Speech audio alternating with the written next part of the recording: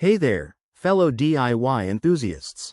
Welcome back to our channel, where we make fixing your appliances as easy as pie.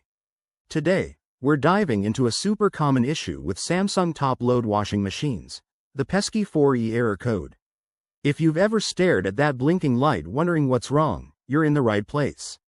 We'll break down what it means, why it happens, and how to fix it step by step. Let's get started. First off, what exactly is the 4E error? In Samsung washing machines, this code typically signals a problem with the water supply.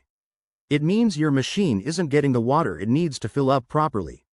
This could be due to issues like low water pressure, a blocked inlet, or even a faulty sensor. Don't worry, it's often something you can fix at home without calling a technician. Now, let's talk about the common causes. One big culprit is a kinked or clogged water inlet hose, that flexible tube connecting your washer to the faucet.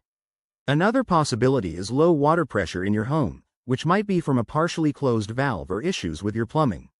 Sometimes, it's as simple as a dirty filter inside the machine blocking the flow. And in rarer cases, it could point to a malfunctioning water inlet valve or a problem with the machine's control board.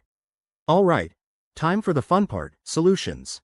Start by unplugging your washing machine and turning off the water supply for safety. Then, check the inlet hoses for any bends, kinks, or blockages. Straighten them out and make sure they're securely connected.